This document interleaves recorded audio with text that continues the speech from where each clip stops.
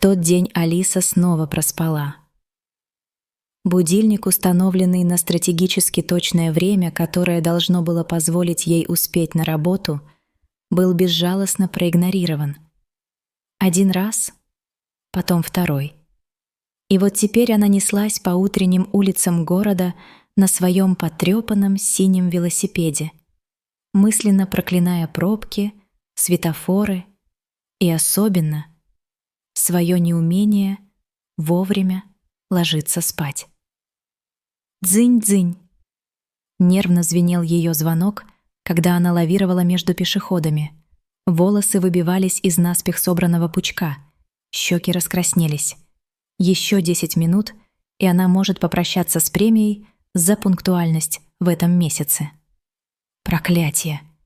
Она не заметила выбоину на дороге, и сумка съехала с плеча, чуть не утянув ее в бок.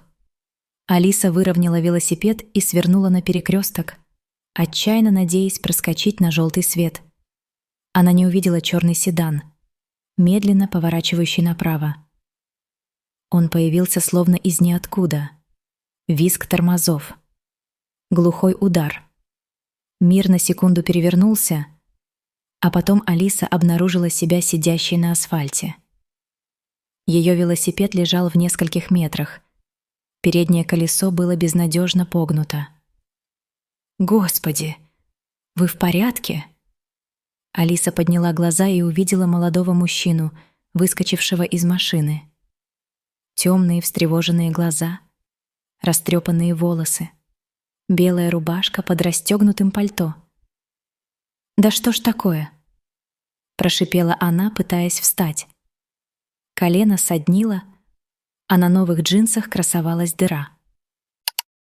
Уважаемые зрители, будем очень благодарны, если вы подпишетесь, поставите лайк и напишите комментарий. Это очень помогает нам. Спасибо за вашу поддержку.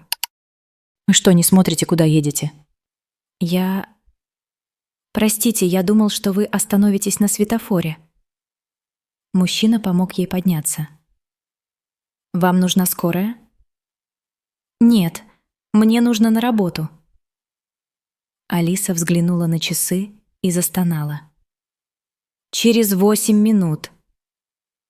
Она подошла к велосипеду. Переднее колесо было искорёжено так, что не могло сделать и половины оборота. Идеально. «Я могу вас подвезти», — внезапно предложил виновник аварии. «Это меньшее, что я могу сделать». Алиса бросила на него недоверчивый взгляд. «Подвезти? Я даже вашего имени не знаю». «Максим», — он протянул руку.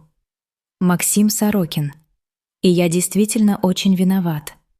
Пожалуйста, позвольте мне исправить ситуацию». Она колебалась.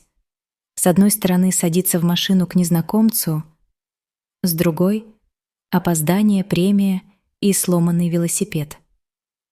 «Алиса», — неохотно пожала она его руку, «и если вы серийный убийца, у меня в сумке перцовый баллончик».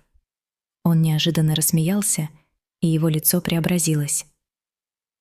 «Уверяю вас, я всего лишь неудачливый водитель. Позвольте».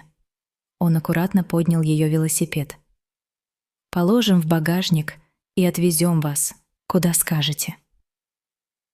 «Сверните здесь». «Нет, на следующем повороте». Алиса напряженно всматривалась в знакомые улицы. «Вы всегда так командуете?» С легкой улыбкой спросил Максим, послушно поворачивая руль. «Только когда меня сбивают, и я опаздываю на работу». Огрызнулась она, но уже без прежней злости. Каким-то чудом они добрались до ее офиса за 6 минут. Максим припарковался и помог достать поломанный велосипед. «Послушайте», — сказал он, доставая из кармана визитку. «Позвоните мне, когда закончите работу. Я отвезу вас в веломастерскую, а потом домой. Это правда меньшее, что я могу сделать».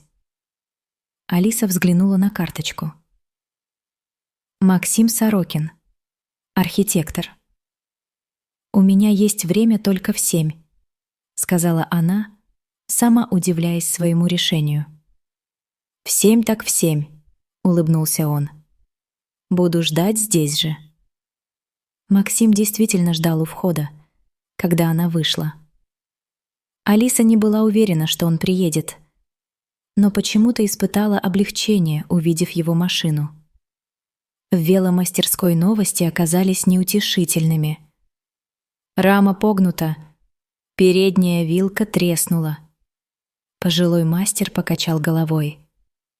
«Неделя работы. Минимум». «Неделя?»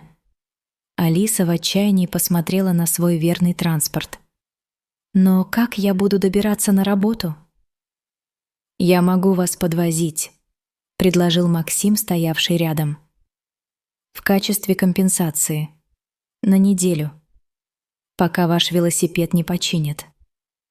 Она хотела отказаться. Действительно хотела. Но общественный транспорт в час пик был настоящим испытанием, а такси каждый день — непозволительной роскошью. «Хорошо», — наконец сказала она, — «но только до починки велосипеда». День второй.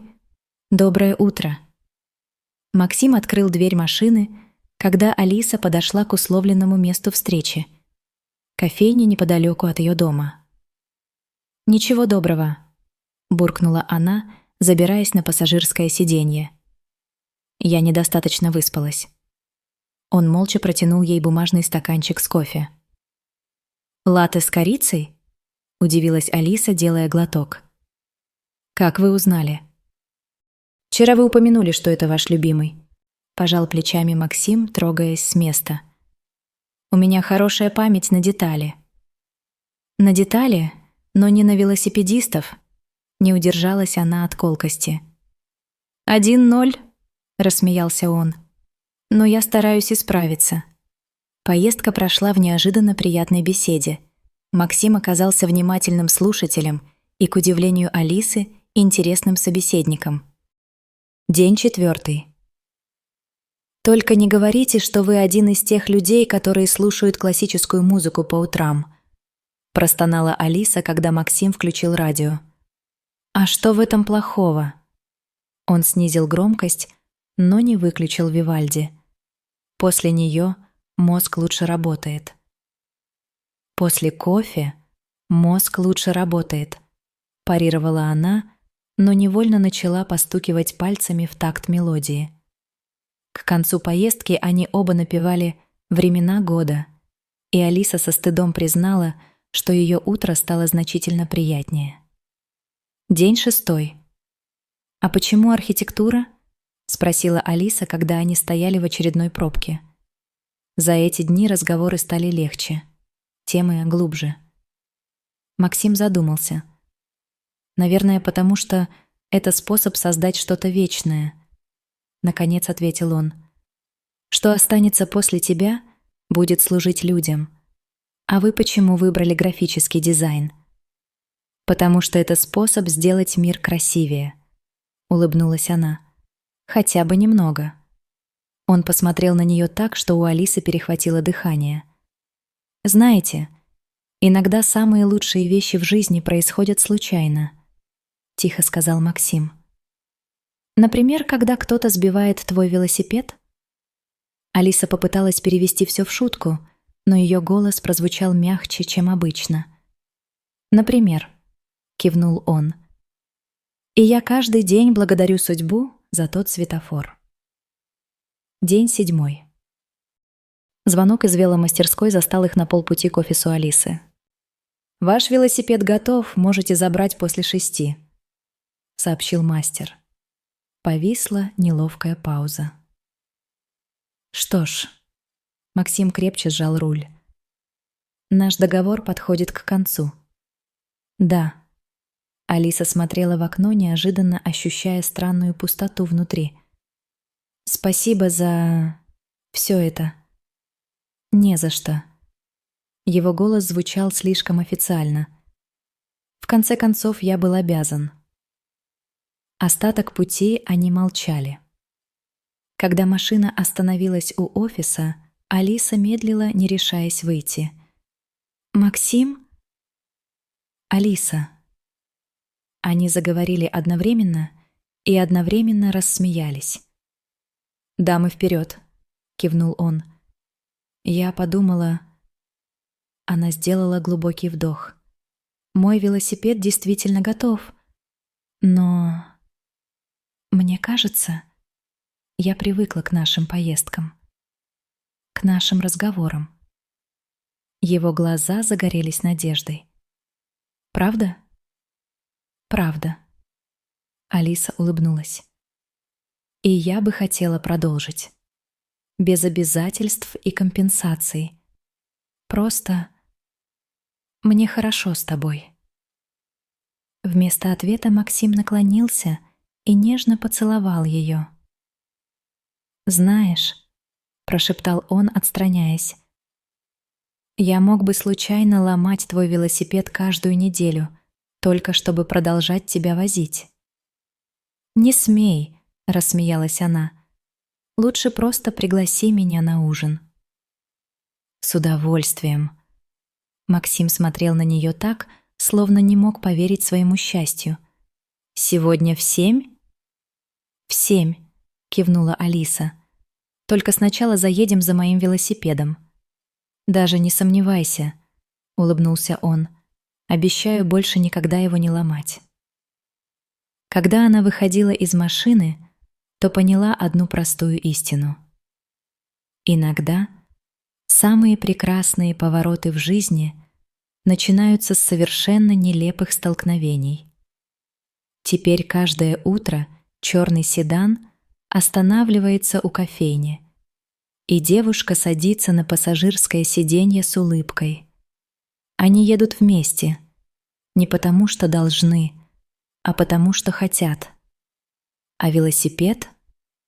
Он просто ждет выходных, когда они вместе поедут кататься в парке, останавливаясь иногда у того самого перекрестка, где все началось. Уважаемые зрители, будем очень благодарны, если вы подпишетесь, поставите лайк и напишите комментарий. Это очень помогает нам. Спасибо за вашу поддержку.